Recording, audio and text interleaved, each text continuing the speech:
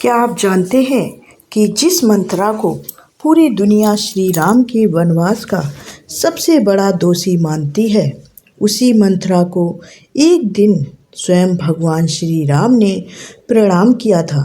जी हाँ, यह सुनकर शायद आपको विश्वास ना हो, लेकिन अयोध्या में एक ऐसा रहस्य छिपा था जिसे बहुत कम लोग जानते हैं। आखिर ऐसा क्या था मंथरा के पूर्व जन्म का रहस्य? क्यों श्री राम ने कहा कि मंथरा पूरी तरह दोषी भी नहीं थी और पूरी तरह निर्दोष भी नहीं थी? क्या सचमुच मंथरा का जन्म केवल राम को वनवास भेजने के लिए हुआ था, या फिर उसके पीछे छिपा था एक ऐसा दिव्य रहस्य जो रामायण की पूरी दुनिया, पूरी कथा को एक नई दृष्टि से देखने पर मजबूर कर देता है? जहाँ वर्षों बाद मंथरा श्री राम से अपने जीवन का सबसे बड़ा प्रश्न पूछा, तब श्री राम ने उसके पूर्व जन्म का ऐसा रहस्य बताया जिसे सुनकर मंथरा के पैरों तले जमीन खिसक गई। उसकी आंखों में आंसुओं की धारा बहने लगी और वह स्तब्ध होकर श्री राम को देखती रहेगी। आखिर क्या था वह रहस्य जो भगवान श्री राम ने मंथरा को बताया? क्या मंथरा वास्तव में खलनायिका थी, या फिर भगवान की सबसे कठिन लीला निभाने वाली एक अनसुनी पात्र थी? जानिए यह रहस्यमय कथा जो अंत तक आपके मन में कई प्रश्न छोड़ जाएगी। तो वीडियो को अंत तक जरूर देखिएगा, पूरा रहस्य आपको अंत तक ही पता चलेगा। तो चलिए शुरू करते हैं इस पूरी जानकारी को। अयोध्या में श्री राम के राज्याभिषेक को कई वर्ष बीत चुके थे। संपूर्ण राज्य सुखी था, प्रजा आनंदित थी और हर ओर धर्म, न्याय तथा मर्यादा का प्रकाश फैला हुआ था। लेकिन इसी अयोध्या में एक ऐसी स्त्री भी थी जिसकी रातें आज भी पश्चाताप में बीतती थीं। वह थी मंथरा। वही मंथरा जिसे लोग श्री राम के वनवास का कारण मानते थे। वही मंथरा जिसका नाम सुनते ही लोगों के मन में घृणा और क्रोध जाग उठता था। वर्षों से वह लोगों के तिरस्कार और अपमान का भार अपने हृदय में लिए जी रही थी। एक दिन जब वह सरयू नदी के तट पर बैठी अपने जीवन के बारे में सोच रही थी, तो उसके मन में एक प्रश्न बार बार उठने लगा कि यदि श्री राम का वनवास, रावण का वध और धर्म की स्थापना पहले से ही ईश्वर की योजना का भाग थी, तो फिर संसार में केवल उसे ही दोषी क्यों माना गया? इसी प्रश्न का उत्तर जानने के लिए वह राजमहल पहुंची और श्री राम से मिलने का निश्चय किया। जब मंथरा महल पहुंची तो उसने देखा कि श्री राम एकांत में बैठे हुए हैं। जैसे ही उनकी दृष्टि मंथरा पर पड़ी, वे मुस्कुराए और तुरंत अपने स्थान से उठ खड़े हुए। लेकिन अगले ही क्षण कुछ ऐसा हुआ जिसने मंथरा को भीतर तक हिला दिया। श्री राम ने दोनों हाथ जोड़कर मंथरा को प्रणाम किया। यह देखकर मंथरा कांप उठी। उसकी आंखें आश्चर्य से फैल गईं। वह पीछे हट गई और बोली, प्रभु, यह आप क्या कर रहे हैं? जिसे पूरा संसार दोषी मानता है, जिसे लोग पापनी कहते हैं, उसे आप प्रणाम क्यों कर रहे हैं? श्री राम ने शांत स्वर में कहा, बैठो मंथरा, आज तुम्हारे जीवन के सभी प्रश्नों का उत्तर मिलेगा। यह सुनते ही मंथरा की आंखों से आंसू बहने लगे। वह वर्षों से अपने भीतर दबे हुए दर्द और अपराध बोध को लेकर जी रही थी। आज उसे लग रहा था कि शायद उसके जीवन का सबसे बड़ा रहस्य खुलने वाला है। कुछ देर मौन रहने के बाद मंथरा बोली, प्रभु, यदि आपका वनवास पहले से निश्चित था, यदि रावण का अंत होना ही था और यदि देवताओं ने भी यही योजना बनाई थी, तो फिर लोग मुझे दोषी क्यों मानते हैं? मैंने ऐसा कौन सा अपराध किया था कि युगों से मेरा नाम अपमान का प्रतीक बन गया।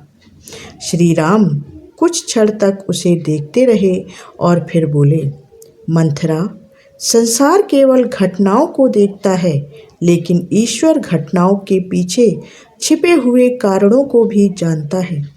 लोगों ने यह देखा कि कैकेयी का मन बदलने वाली तुम थी। लोगों ने यह देखा कि तुम्हारे कारण मैं बन गया, लेकिन वे यह नहीं देख पाए कि उस समय तुम केवल नियति का एक माध्यम बन गई थी। मंथरा आश्चर्य से बोली, तो क्या मैं केवल माध्यम थी?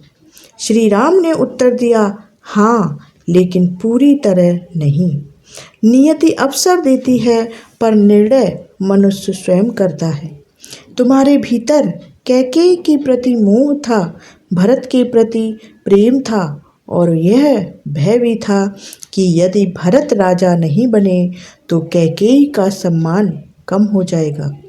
यही भय तुम्हारी कमजोरी बना और नियति ने उसी कमजोरी का उपयोग किया। मंथरा कुछ देर तक सोचती रही और फिर उसने वह प्रश्न पूछा जो वर्षों से उसके हृदय में दबा हुआ था। उसने कहा, प्रभु, क्या यह मेरे किसी पूर्व जन्म का फल था? यह सुनते ही श्री राम की आंखों में एक अद्भुत गंभीरता उतर आई। उन्होंने कहा, हाँ मंथरा, तुम्हारा एक पूर्व जन्म इस रहस्य से जुड़ा हुआ है। वह पूर्व जन्म इस प्रकार है। भगवान श्री राम ने कहा, बहुत समय पहले तुम एक महान तपस्वी थी। तुम्हारा जीवन सेवा, साधना और त्याग में बीत रहा था। तुमने वर्षों तक ईश्वर की उपासना की थी, लेकिन तुम्हारे मन में एक प्रश्न था। तुम जानना चाहती थी कि ईश्वर की लीला में उन लोगों का क्या स्थान होता है जिन्हें यश नहीं बल्कि अपयश मिलता है। तुमने इसी प्रश्न का उत्तर पाने के लिए कठोर तपस्या की। अंततः तुम्हारी तपस्या से प्रसन्न होकर दिव्य शक्तियों ने तुम्हें वरदान दिया कि अगले जन्म में तुम स्वयं भगवान की एक महान लीला का हिस्सा बनोगी। लेकिन उस वरदान के साथ एक कठिन परीक्षा भी जुड़ी थी। तुम्हें ऐसा पात्र बनना था जिसे संसार दोष देगा, जिसका नाम सुनकर लोग क्रोधित होंगे, जिसे युगों तक गलत समझा जाएगा, फिर भी उसे अपना कार्य पूरा करना होगा। यह सुनकर मंथरा की आंखों से अश्रुधारा बहने लगी। उसके जीवन का सबसे बड़ा रहस्य उसके सामने खुल रहा था।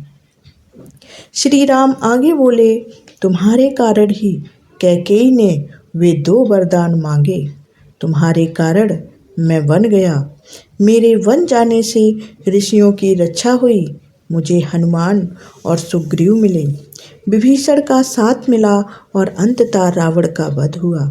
यदि यह सब नहीं होता तो पृथ्वी पर बढ़ते अधर्म का अंत कैसे होता। लेकिन इसका अर्थ यह नहीं कि तुम्हारे कर्मों का कोई महत्व नहीं था। तुम्हारा भय और मोह भी इस घटना का कारण बना। यही कारण है कि मैं तुम्हें पूरी तरह निर्दोष भी नहीं कह सकता और पूरी तरह दोषी भी नहीं कह सकता। मंथरा रोते हुए बोली, प्रभु, लोग तो आज भी मुझे कोसते हैं। मेरा नाम आज भी अपमान का प्रतीक है। क्या कभी संसार मुझे समझ पाएगा? श्री राम मुस्कुराए और बोले, संसार समझे या ना समझे, इससे सत्य नहीं बदलता। यश का भार उठाना आसान होता है, लेकिन अपयश का भार उठाना बहुत कठिन होता है। लोगों ने मुझे भगवान कहा, भरत को त्याग का प्रतीक कहा, हनुमान को भक्ति का प्रतीक कहा, लेकिन किसी ने यह नहीं देखा कि मंथरा ने युगों का अपमान सहकर भी ईश्वर की लीला को पूर्ण किया। इसी कारण मैंने तुम्हें प्रणाम किया, क्योंकि तुमने वह भार उठाया है जिसे कोई उठाना नहीं चाहता है। मंथरा की आंखों से लगातार आंसू बह रहे थे। उसने कांपती हुई आवाज में पूछा, प्रभु, जब आप वन गए थे, क्या उस समय आपके मन में मेरे प्रति क्रोध नहीं था? श्री राम हल्के से मुस्कुराए और बोले, क्रोध नहीं मंथरा, मेरे मन में बिल्कुल भी क्रोध नहीं था। जिस दिन मैं वन के लिए निकला था, उसी दिन मैं जानता था कि यह सब क्यों हो रहा है। मैं यह भी जानता था कि एक दिन तुम स्वयं अपने कर्मों के कारण सबसे अधिक पीड़ा सहोगी। इसलिए मेरे मन में तुम्हारे लिए कभी क्रोध नहीं आया। जब भी तुम रोई, मैंने तुम्हारे आंसू देखे। जब भी तुमने स्वयं को दोषी माना, मैंने तुम्हारे हृदय की वेदना महसूस की। लेकिन कुछ घाव ऐसे होते हैं जिन्हें समय ही भरता है। इसके बाद श्री राम ने मंथरा से एक ऐसी बात कही जिसने उसके जीवन का सारा बोझ समाप्त कर दिया। श्री राम ने कहा, मंथरा, इतिहास हमेशा पूरी सच्चाई नहीं बताता। कुछ पात्र फूलों की तरह पूजे जाते हैं और कुछ कांटों की तरह दिखाई देते हैं, लेकिन बगीचा दोनों से मिलकर ही पूर्ण होता है। ईश्वर की लीला में कोई भी पात्र व्यर्थ नहीं होता। तुम्हारी भूमिका भी उतनी ही आवश्यक थी जितनी किसी और की थी। इसलिए अब स्वयं को दोष देना छोड़ दो। जिसने अपनी सबसे कठिन परीक्षा पूरी कर ली हो, उसे अपराध बोध में नहीं जीना चाहिए। यह सुनते ही मंथरा श्री राम के चरणों में गिर पड़ी। उसके हृदय का वर्षों पुराना अंधकार समाप्त हो चुका था। पहली बार उसे समझ आया कि कभी कभी नियति कुछ लोगों को यश नहीं बल्कि अपयश देकर भी अमर बना देती है। संसार चाहे उसे समझे या ना समझे, लेकिन ईश्वर के हृदय में उसका स्थान सदैव सम्मान का ही रहेगा। और शायद यही उसके जीवन का सबसे बड़ा रहस्य था।